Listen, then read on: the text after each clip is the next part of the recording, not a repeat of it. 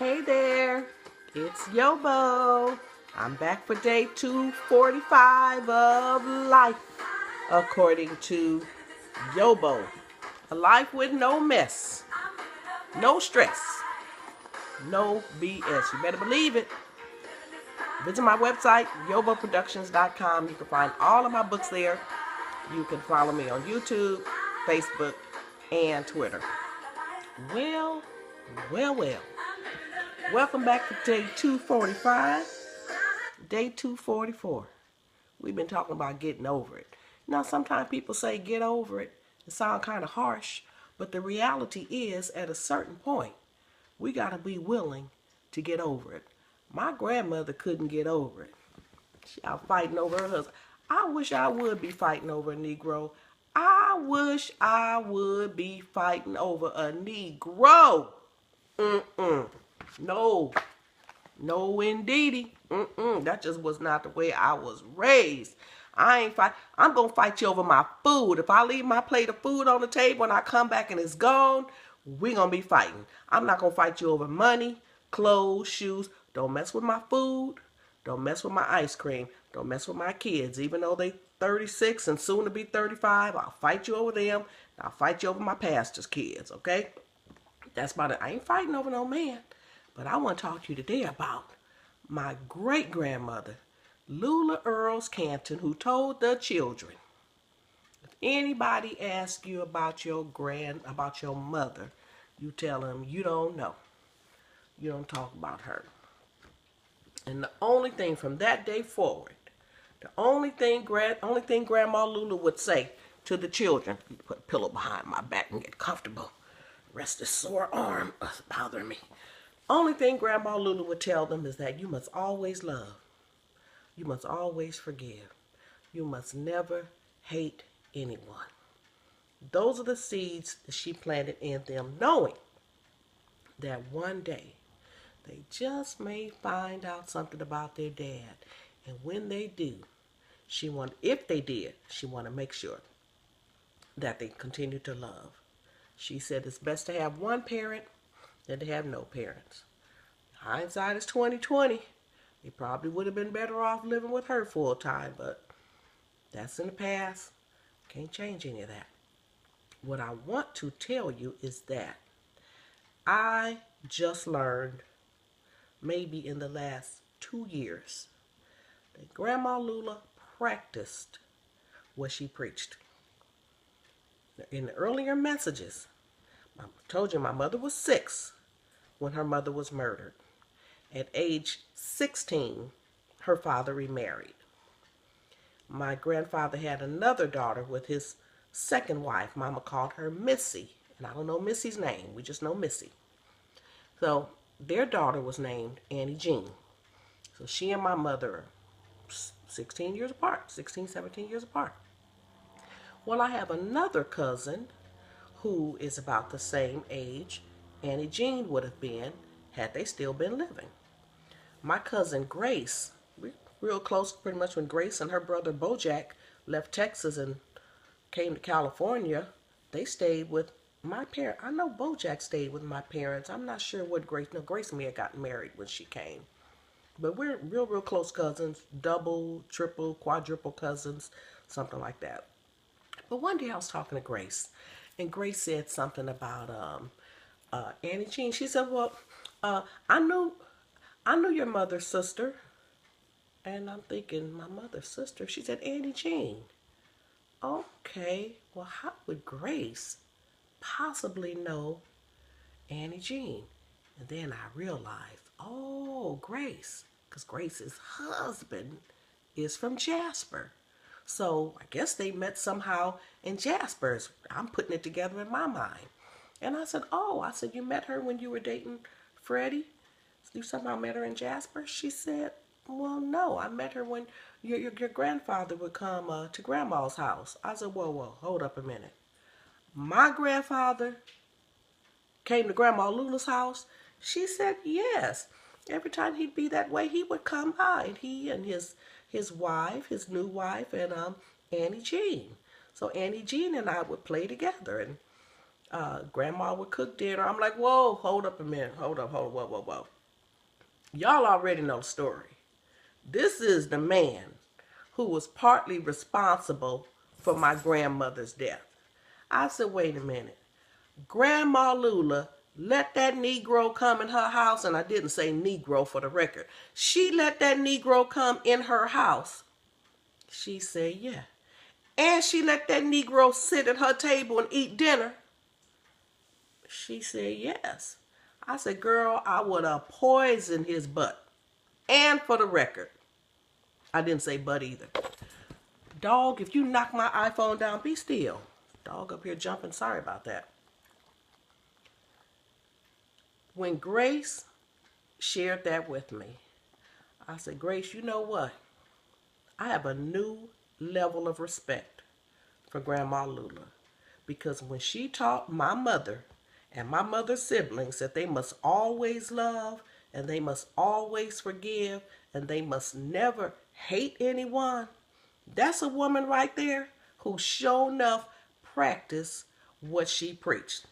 Had it been my daughter who was murdered by her husband's girlfriend, and that Negro want to come sliding in my house and sit at my dinner table and have some dinner, oh, I'd have fed him all right. Yes, come on. How you doing? Come on in. Who's that you? How you doing, sugar? Give me a hug. God bless you. Come on here. Can I get y'all something to drink? Honey, I pour him up some lemonade, some Kool-Aid, whatever. I'd reach under the sink, get some gasoline, get some bleach or whatever. Make sure I put an X on his glass to make sure the right person got the glass. I'd serve him a drink with some poison in it. When I fixed his food, first of all, I'd spit in his food.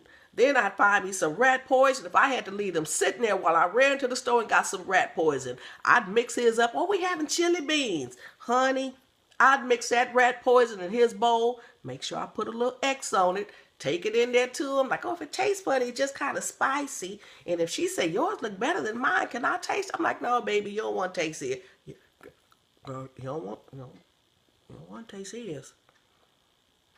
But Grandma Lula entertained my grandfather and his new wife in her home. She practiced what she preached. Let's just go back and look at Grandma Lula. Why did she tell the children, don't talk about it? Sometimes when people done you wrong, you have to look at why they did what they did. Maybe Grandma Lula said that because she couldn't deal with it. She didn't want anybody talking about it because she could not deal with it. She had her own guilt to deal with. Back in those days, you know, the old folks say when you make your bed, you lay in it. It's not like it is now when you get married and you break up and you come back home. Oh, no, no, no. You just did not do that. No. Well, my grandmother decided she was going to leave her husband, take her 4 children, and return to Geneva. Grandma Lula told her no. She basically said, you made your bed, you lay in it. I don't know how long after that, next word they get, the woman is dead. Mama said the older children would go to school. Mama was still 6 and not in school. I don't know what, seemed like she should have been at school at age 6. But Mama said she remembered when Grandma Lula would send the older children to school. And then Mama said she would sit down and she would cry. She would cry until it was time for the children to come home. And she said, Mama said she'd sit in a rocking chair and she would just cry. Maybe she couldn't deal with it. Sometimes when the people that we feel like they should have done things differently, you don't know what they're going through. Even when it comes to my grandfather, what did he have to deal with? Just knowing, I know the way I would feel if I'm out monkeying around with a man and that man killed my husband. I would feel so bad. Even if it was rural self-defense, I would feel just the guilt I'd have to live with would be bad enough. I got to live with the guilt of knowing that I'm somehow responsible for my husband's death. Think about it. If it were you in that situation, you may say, well, I wouldn't be in that situation. You just never know. But just think about it. Wouldn't you feel horrible if something like that happened?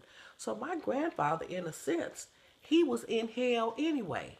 He had to pay the penalty for what happened right here on earth. He had to lay in bed at night and know, I'm responsible for this. It don't matter if I'm 1% responsible, 10% responsible, 50% responsible. I'm still responsible for it. And the whole community knew. My cousin's right now in Jasper. If I say something about my grandfather or my grandmother, they say, oh yeah, I remember Aunt Mattie. Well, I was too young, but I heard about Aunt Mattie. They said Uncle Kenley's girlfriend killed her. Everybody knew. Now they talked about it. Now your whole family knows that your girlfriend killed your wife. That's a mess right there. Grandpa had to live with that. Then once his children got older, he had to live with the fact of knowing that his children despised him, didn't want anything to do with him. Look at all that's happened because one person made a bad decision. Then based on the decision that one person made, other people came to their own decisions. Grandma Lula's decision was, we're not going to talk about my daughter. My mother and her siblings, they came to the decision that as soon as I'm old enough to leave home, I'm not going to have anything to do with my dad. Then my grandfather remarried. He had a child 17 years younger than my mother, 21 years younger than Aunt Helen.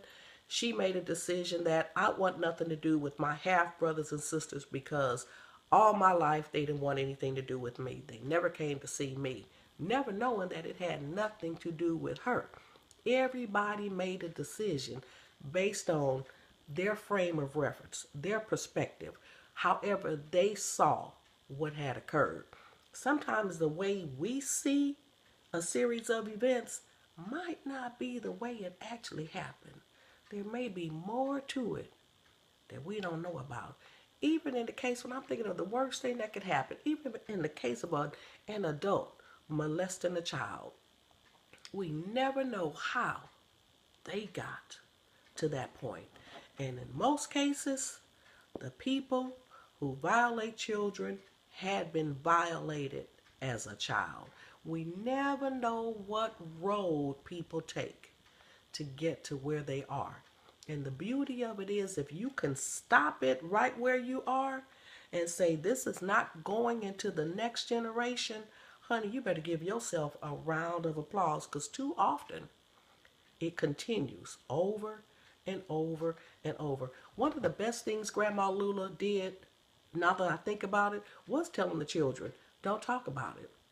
Because for that reason, I didn't grow up in a household where mama was moping and mama was in the corner and mama was sad on Mother's Day and mama was saying, oh, you don't know what happened to me. Because I know some folk, 50, 60, 70, 80, still singing the Woe Is Me song over something that happened to them because they refused to get over it. Well, this is a new year. It's 2016.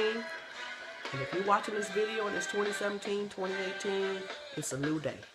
If the day has already started, guess what? It's a new minute. At any point, you can make up your mind. I'm starting all over. Life according to YoBo. Follow me. YouTube, Facebook, Twitter. Visit me at YoBoProductions.com. I hope this series has been a blessing to you. See you later. Bye-bye.